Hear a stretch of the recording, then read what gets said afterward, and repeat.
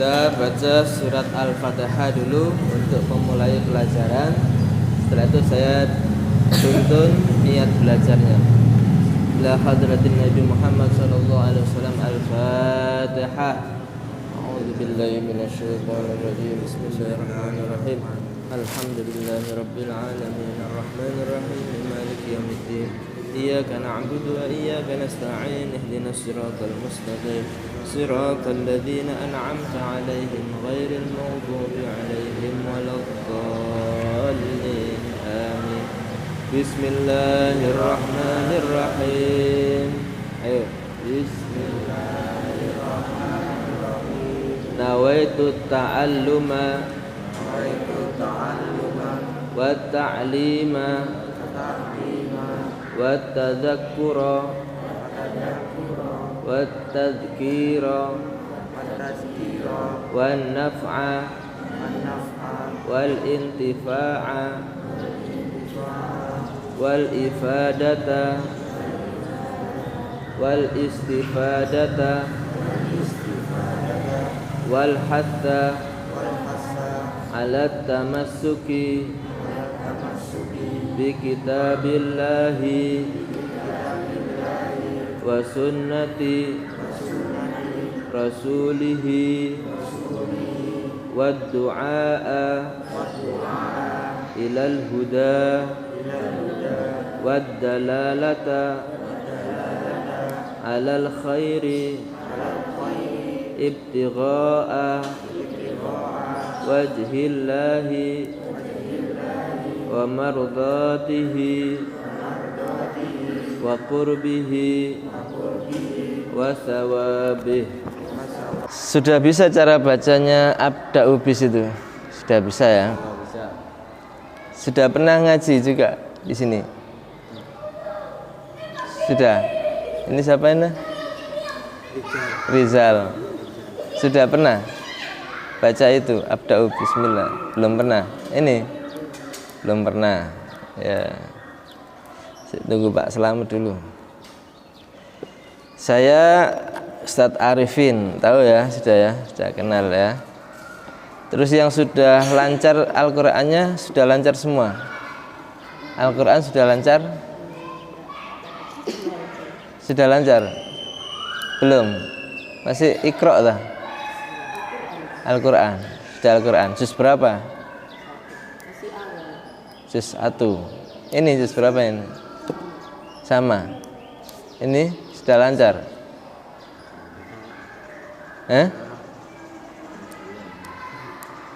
Masih ngaji di rumahnya.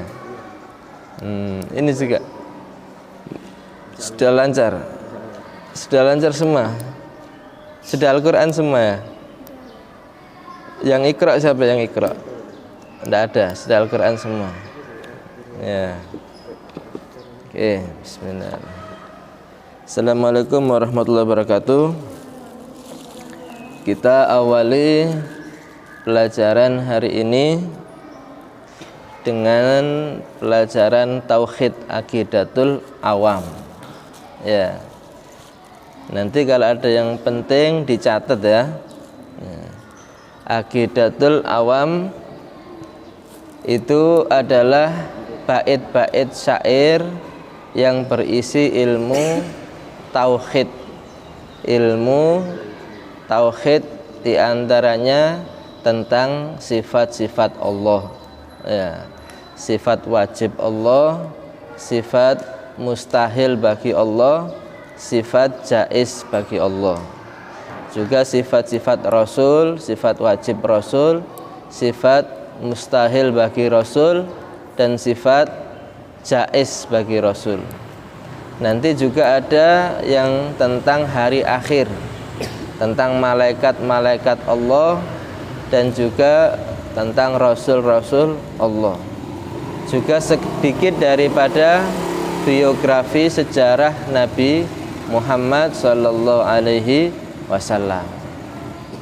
Ya. Perlunya ilmu tauhid ini supaya kita punya pondasi keimanan yang benar. Kalau tidak punya pondasi keimanan itu akan membuat Islamnya seseorang ini mudah dipengaruhi oleh hal-hal yang lain. Ya, kalau orang itu tidak mengenal sifat-sifat Allah, bagaimana dia kenal dengan Tuhan yang dia sembah itu? Ya, makanya harus tahu dasar-dasar daripada ilmu tauhid. Kemudian asal usulnya ilmu tauhid ini adalah sejak di zaman Nabi Muhammad Sallallahu Alaihi Wasallam. Nabi itu datang diutus oleh Allah di kaum kafir Mekah yang di saat itu menyembah apa kalau kaum kafir ini? Menyembah berhala. Ya, berhala itu apa? Berhala itu Tuhan yang dibuat oleh manusia. Ya, ada orang membuat Tuhannya dari batu. Ada yang membuat Tuhan itu dari kayu. Ada yang bahkan dari makanan. Sampai-sampai diceritakan Sayyidina Umar bin Khattab itu beliau termasuk orang yang tidak punya. Jadi ingin membuat Tuhan itu tidak mampu membeli yang mahal, tidak mampu membuat dari batu, dari kayu. Beliau membuat dari tepung. Tepung dibentuk seperti manusia, kemudian diopen, jadinya apa? Jadi roti, tapi roti Tuhan. Ya. Kemudian setelah disembah, siang hari lapar, sehingga apa yang dilakukan? Yaitu memakan Tuhan, karena nggak ada makanan lagi, ya Tuhan dimakan. Makanya di saat itu disebut zaman jahiliyah. Jahiliyah itu orang yang bodoh, tidak punya ilmu. Dia bikin Tuhan disembah, kemudian Tuhannya dimakan. Nah, ini aneh, ya. Sampai di Mekah waktu itu, sebelum zaman Nabi diutus jadi Rasul, ada 360 berhala ada di sekeliling Ka'bah itu. Satu hari menyembah Tuhan yang satu. Terus selama 1 tahun perputaran penyembahan Tuhan itu kembali lagi sampai ke Tuhan yang pertama. Nah, begitu banyak Tuhan. Nabi akhirnya diutus oleh Allah dengan membawa risalah Qul huwallahu ahad. Katakan wahai Nabi Muhammad, Tuhan itu adalah satu, tunggal, esa. Ya. Dari sini timbul pemahaman yang kontradiksi, perlawanan. Orang-orang kafir itu penyembahan Tuhannya banyak. Nabi Muhammad mengejarkan menyembah satu Tuhan. Maka banyak memang orang yang menentang daripada Islam karena berbeda dengan cara berpikir orang-orang waktu itu. Tapi lama-lama Islam ini dengan dalil-dalil yang kuat, dengan argumentasi yang kuat juga bisa mengalahkan penyembahan daripada banyak Tuhan menjadi hanya menyembah kepada Allah, sehingga mereka menjadi bersyahadat asyhadu alla ilaha illallah wa asyhadu anna Muhammadar Rasulullah, bersaksi tiada Tuhan kecuali hanya Allah satu, yang lain bukan Tuhan. Ya, itu asal usulnya.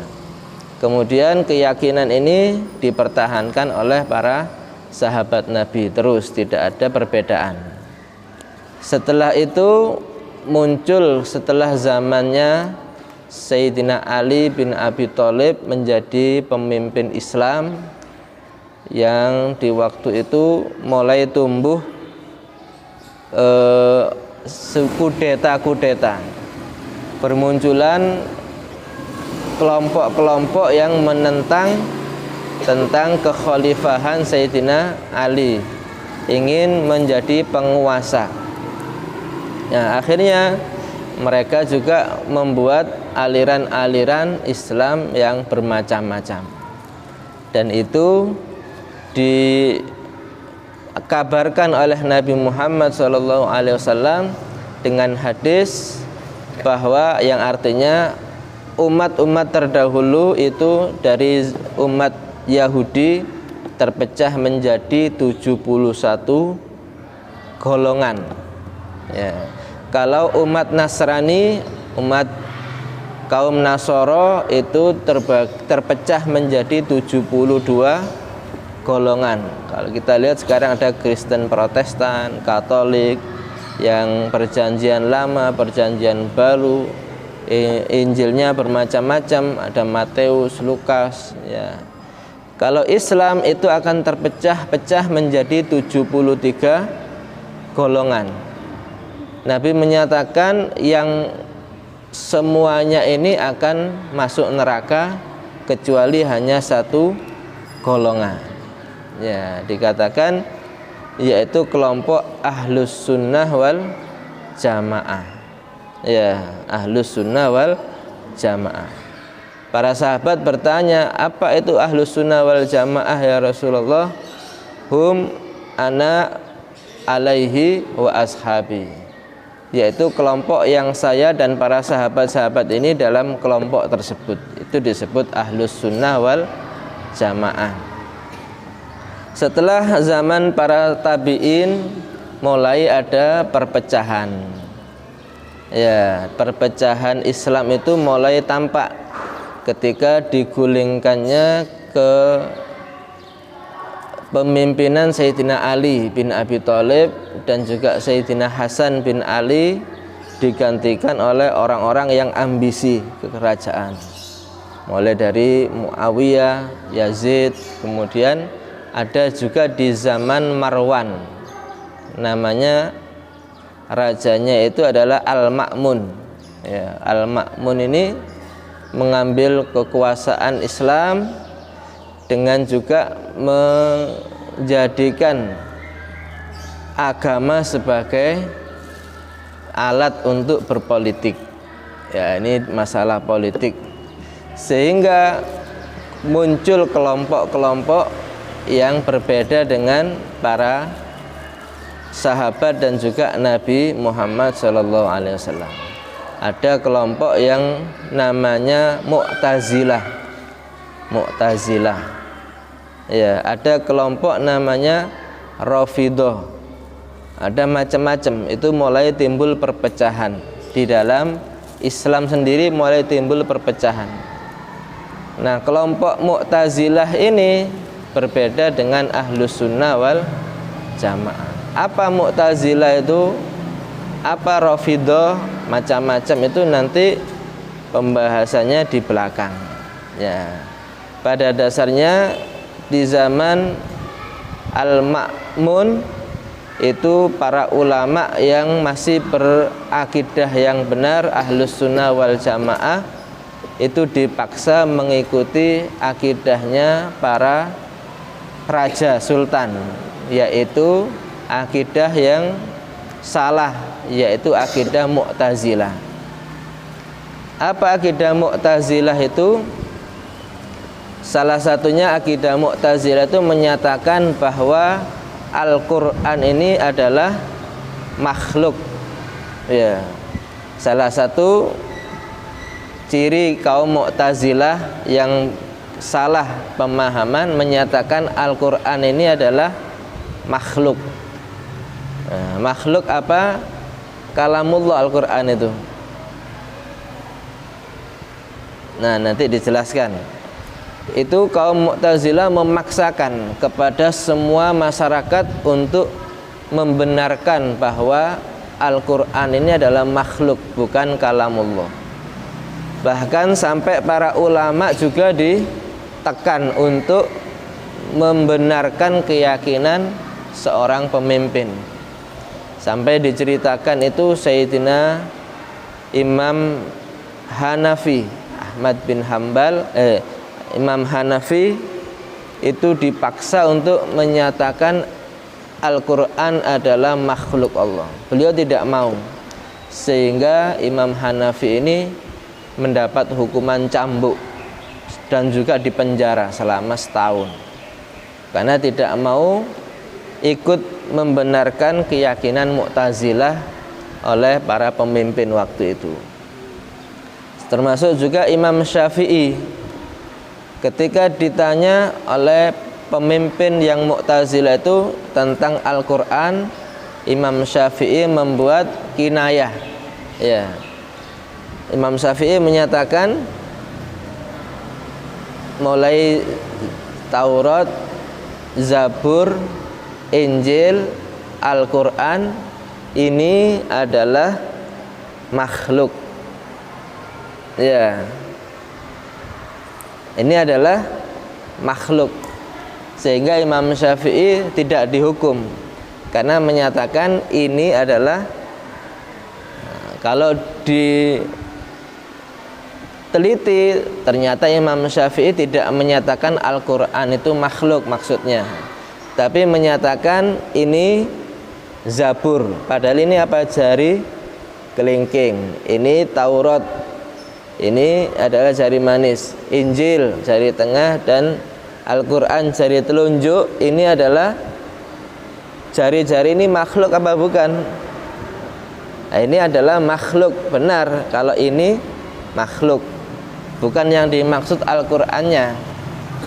Itu sangat kerasnya para pemimpin zaman dahulu itu memaksakan akidah yang salah.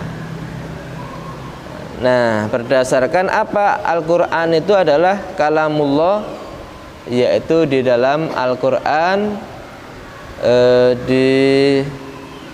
dikatakan qala ya Musa, berkata Allah kepada Nabi Musa, ya,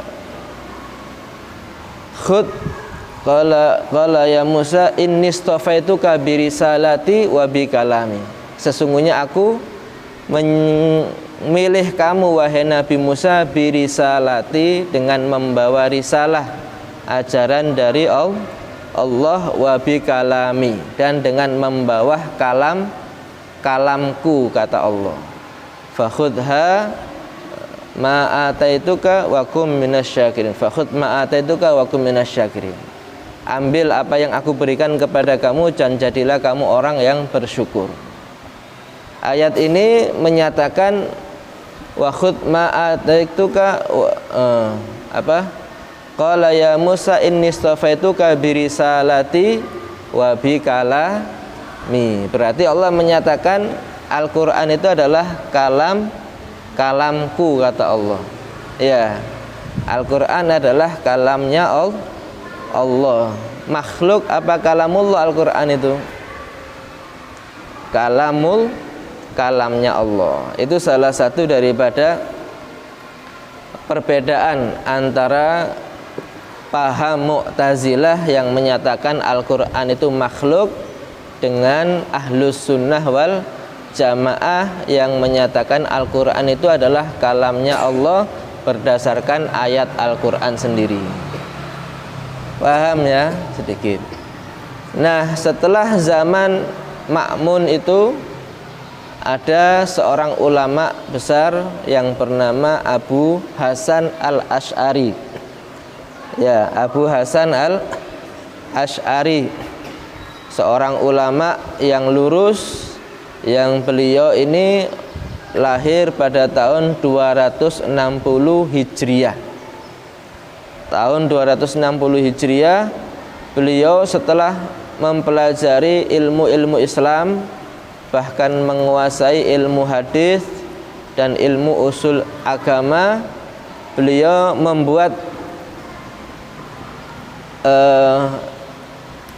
membuat satu hujjah, bahasanya argumentasi atau dalil-dalil yang menguatkan tentang paham Ahlus Sunnah wal Jamaah.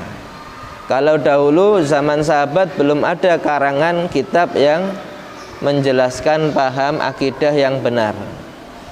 Nah, ini Imam Abu Hasan al-Asy'ari atau yang disebut Imam Asy'ari mulai mengarang kitab yang menguatkan tentang akidah yang benar, akidah Ahlus Sunnah wal Jamaah, sehingga semua ulama setelahnya mengambil ilmu tauhid itu berdasarkan karya-karya Imam Abu Hasan al-Asy'ari, ya, sehingga kita disebut kaum Asy'ariyah, kaum Asy'ariyah yang mengikuti pendapat-pendapat di dalam ilmu tauhid karya Imam Abu Hasan al-Asy'ari. Mengerti? Jadi itu asal usulnya. Lah Imam Abu Hasan al-Asy'ari ini membuat karya tentang ilmu tauhid itu yang menjadi dasar hukum bagi kelompok Ahlus Sunnah wal Jamaah. Jadi semua Ahlus Sunnah wal Jamaah ini bermadhab tauhidnya kepada Imam Asy'ari, Abu Hasan al-Asy'ari. Ada juga sebagian yang kepada Imam Al-Maturidi. Ya. Apa sih akidahnya Abu Hasan al-Asy'ari itu? Nah, yang sederhana adalah dibuat dalam bentuk syair-syair yang disebut Aqidatul Awam ini. Ya, ini ringkasan daripada akidah Ahlus Sunnah wal Jamaah yang dinisbatkan kepada Imam Abu Hasan al-Asy'ari. Asal usul munculnya Aqidatul Awam ini adalah pengarangnya yang bernama siapa? Ada yang tahu pengarang Aqidatul Awam? Yaitu Syekh Ahmad Al-Marzuki. Ya, Syekh Ahmad Al-Marzuki itu seorang ulama dan juga keturunan Nabi.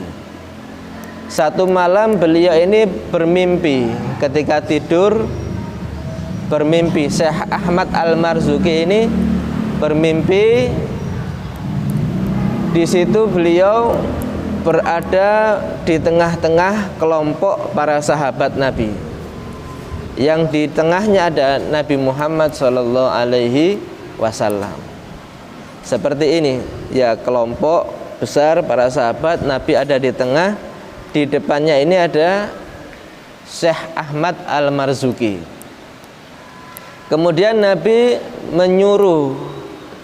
memerintahkan kepada Syekh Ahmad Al-Marzuki ini untuk membacakan syair-syair yang berisi tentang ilmu tauhid, akidah yang benar Ahlus Sunnah wal Jamaah.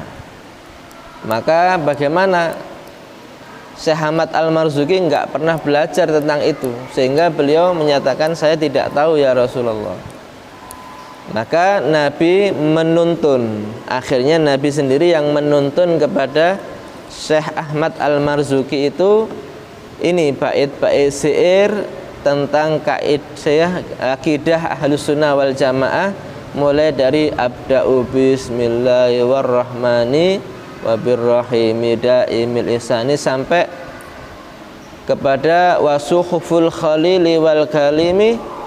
Nah, itu yang dituntun atau yang diajarkan oleh Nabi Muhammad kepada Syekh Ahmad Al-Marzuki, mulai dari abda'u bis sampai wasuhuful khalili wal kalimi. Nah, itu. Kemudian beliau setelah dituntun oleh Nabi itu terbangun tengah malam. Kemudian beliau ingat lagi, langsung hafal. Jadi ilmunya bukan belajar tapi dengan mimpi, belajar di dalam mimpi. Ada orang-orang itu yang mendapatkan ilmu tidak dengan belajar. Setelah beliau tidur lagi, beliau mimpi yang kedua di malam itu bertemu dengan Nabi lagi. Setelah itu ditanya, bagaimana kamu sudah hafal apa yang saya tuntun tadi? Langsung dibacakan kembali abda'u bismillahirrahmanirrahim sampai wasuhuful khalili wal kalimi. Nah, itu kemudian Nabi mendoakan, kamu akan mendapatkan berkah dan manfaat dengan Aqidatul Awam ini. Sehingga kemudian Syekh Ahmad Al-Marzuki mengajarkan ini Aqidatul Awam kepada semua orang, dan berkat daripada doa Nabi, orang-orang yang menghafal daripada Aqidatul Awam ini insya Allah akan mendapatkan syafaat Nabi Muhammad SAW. Jadi perlunya menghafal itu yang pertama untuk menguatkan ilmu kita, yang kedua untuk mendapatkan keberkahan ya, karena ini asal usulnya memang ketika Nabi menyuruh ya, Imam Ahmad Al-Marzuki ini untuk menghafal kaidah ini.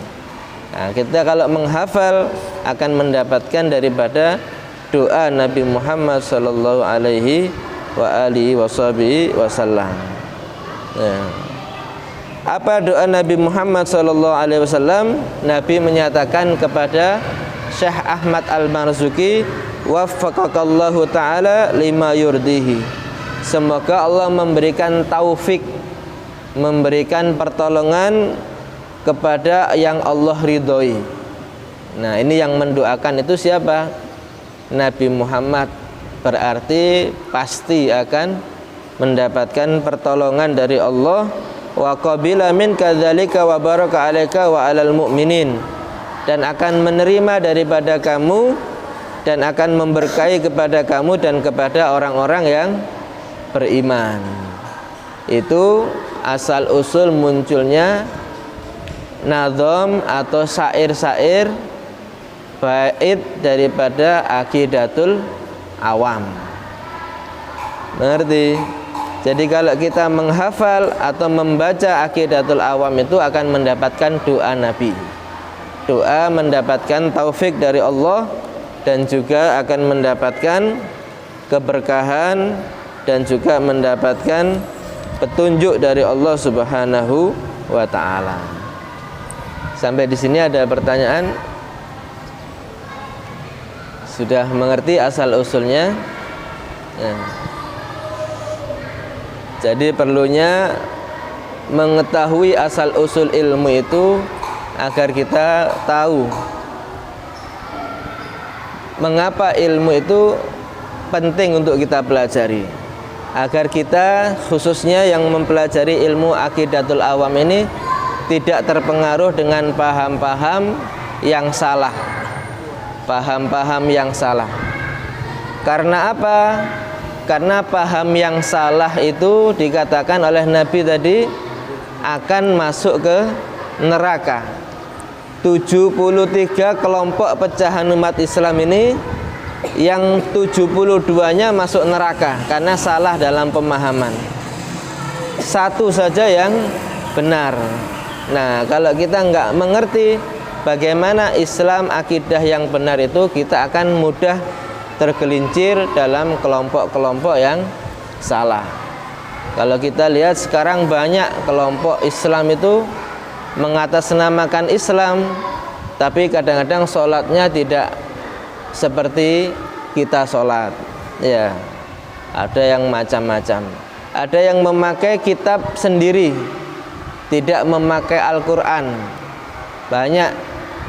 Ada yang memakai Nabi sendiri, ya, tidak mengikuti Nabi Muhammad, tapi nabinya baru. Ada apa tidak ini? Ya, ada mengaku jadi nabi, mengaku jadi malaikat. Ada pula yang mengaku jadi Tuhan bahkan. Tapi juga ada yang percaya. Ada apa tidak yang percaya itu? Banyak pengikutnya malah. Kok bisa orang itu mengikuti orang yang salah? Mengapa? Karena dia tidak mengerti, tidak pernah belajar tentang akidah yang benar. Oleh karena itu perlunya belajar akidah ini agar kita tidak mudah terombang-ambing dengan zaman. Ya, ada yang mengaku jadi nabi, ikut percaya. Mengaku dapat wahyu dari Allah, percaya. Ya, orang Indonesia ini kadang-kadang mudah percaya dengan hal yang baru-baru. Oleh karenanya perlu kita mempelajari Aqidatul Awam ini dengan benar agar keimanan kita benar, dan iman itu yang menyebabkan kita masuk surga. Kalau menjalankan sholat salah, misalkan wudhunya salah, yang didapatkan adalah dosa karena sholatnya salah. Tapi kalau yang salah itu akidahnya salah, yang didapatkan apa? Murtad. Na'udzubillah min dzalik. Murtad ini dosa yang tidak diampuni oleh Allah. Kafir, dosa yang tidak diampuni oleh Allah. Syirik, dosa yang tidak diampuni oleh Allah. Innallaha yaghfiru ayyushraka bihi, innallaha la yaghfiru ayyushraka bihi wa yaghfiru ma duna dzalika liman yasha. Allah tidak mengampuni dosa syirik. Kalau dosa yang lain masih mungkin diampuni. Salatnya salah, dia taubat kepada Allah, insya Allah diampuni. Tapi kalau akidahnya salah, nah ini rawan keluar dari Islam. Mengerti ya? Jadi perlunya belajar Aqidatul Awam itu untuk kekuatan iman kita tidak mudah terombang-ambing dengan ajaran-ajaran yang salah, khususnya di zaman seperti ini. Macam-macam Islam itu. Ada pertanyaan? Tidak ada pertanyaan ya, sudah bisa kita baca bersama-sama Aqidatul Awam. Nanti setelah itu kita tutup dengan doa yang ada di lembaran terakhir di Aqidatul Awam itu. Ya. Ada doa di lembar terakhir ini, nanti kita baca bersama-sama. Bismillahirrahmanirrahim.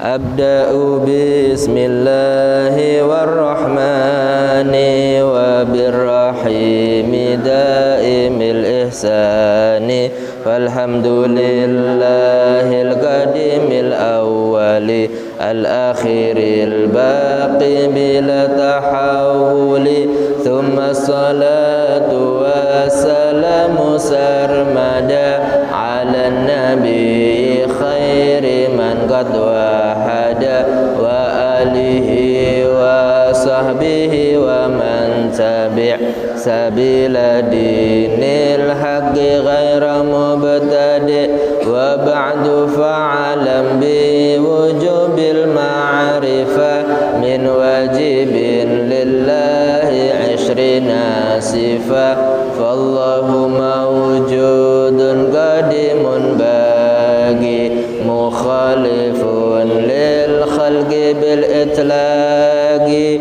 wa qaimun ghani wa wahidun wahai qadir muridun alimun bi kulli syai sami'unil basiru wal mutakallimu lahu sifatun sab'atun tantazimu faqudratun iradatun sam'un basar hayatun ilmu kalamun istamar wa jaizun bi fadlihi wa adlihi tarkun li kulli mumkinin ka fi'lihi arsala anbiya dhawi faqana bisidqi wa tablighi wal amana wa jaizun fi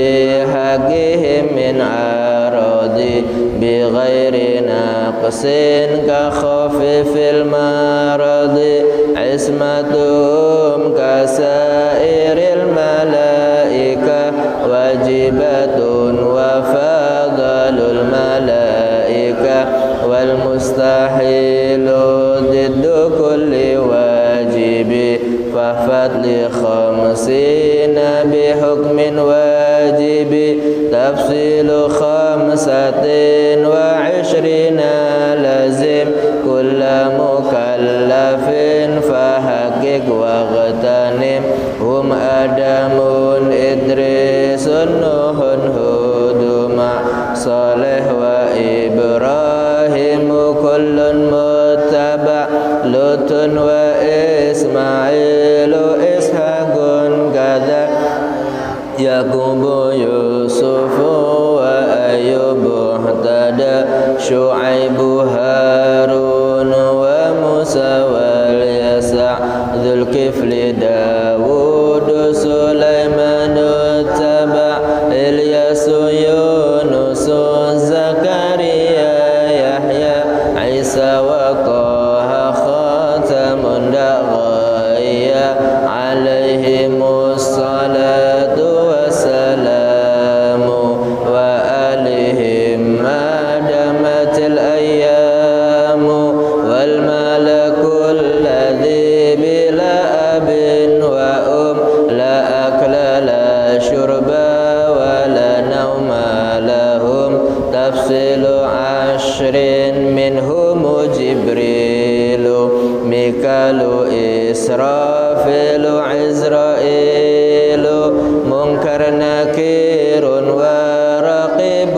وكذا عتيد مالك ورضوان اهتدى أربعة من كتب تفصيلها توراة موسى بالهدى تنزيلها زبور داود وإنجيل على عيسى وفرقان على خير الملا والصحف الخليل والكليم فيها كلام الحكم العليم وكل ما أتى به الرسول فحق التسليم والقبول إيماننا بيوم آخر وجب وكل ما كان به من العجب خاتمة في ذكر باقي الواجب مما على مكلف من واجب نبينا محمد قد أرسل للعالمين رحمة وفضل أبوه عبد الله عبد المطلب وهاشم عبد مناف ينتسب وأمه أمينة الزهرية أرضعته حليمة السعدية مولده بمكة الأمينة وفاته بطيبة المدينة أتم قبل الوحي 40 وعمره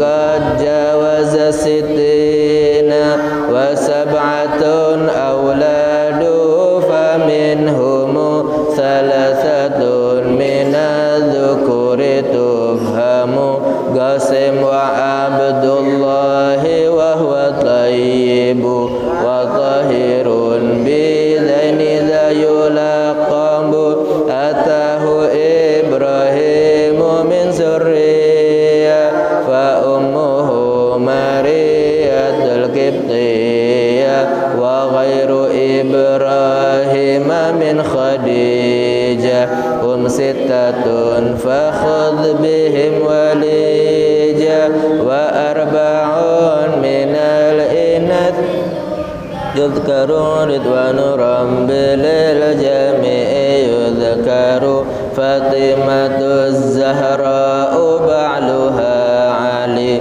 وابنهما سبطان فضلهم جلي فزينب وبعدها رقية وأم كلثوم زكت رضية عن 9 نسوة وفد المصطفى خيرنا فاخترنا النبي المقتفى عائشة وحفصة وسودة صفية ميمونة ورملة هند وزينب كذا جويرية للمؤمنين أمهات مرضية حمزة عمه وعباس كذا عمته صفية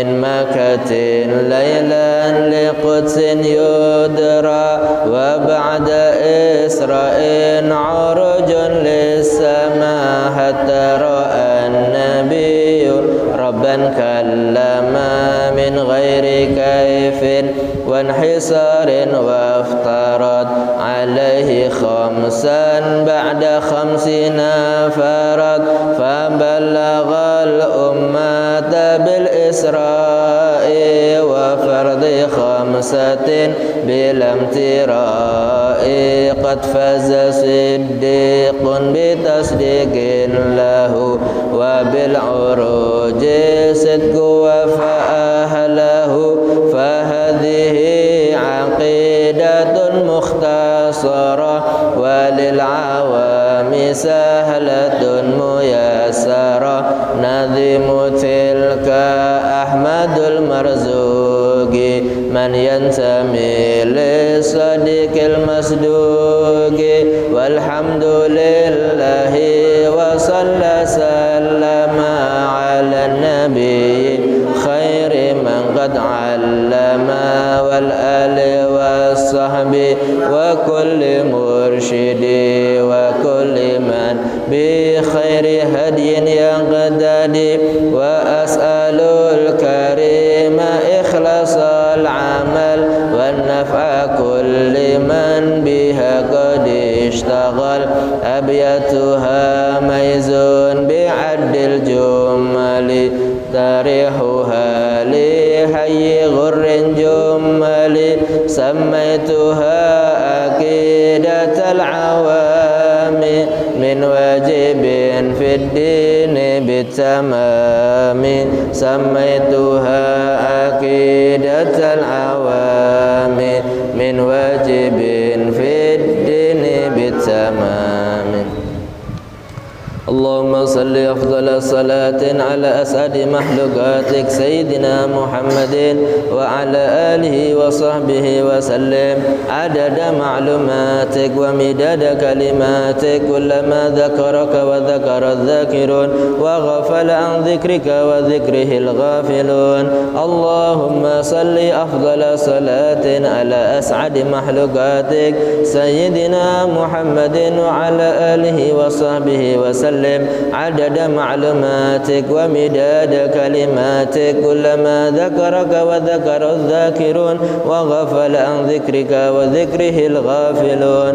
اللهم صل أفضل صلاة على أسعد مخلوقاتك سيدنا محمد وعلى آله وصحبه وسلم عدد معلوماتك ومداد كلماتك كلما ذكرك وذكره الذاكرون وغفل عن ذكرك وذكره الغافلون.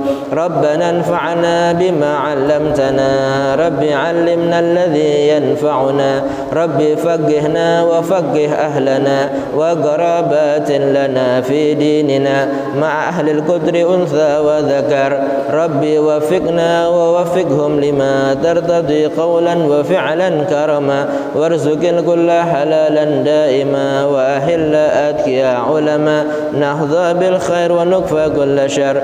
ربنا أصلح لنا كل شؤون وأقر بالرضا منك العيون واقض عنا ربنا كل الديون قبل أن تأتينا رسل المنون واغفر واستر أنت أكرم من ستر.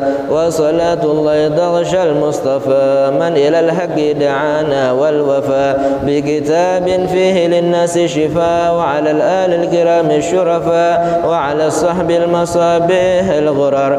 اللهم اهدنا بهداك واجعلنا ممن يسارع في رضاك ولا تولنا وليا سواك ولا تجعلنا ممن خالف أمرك وعصاك.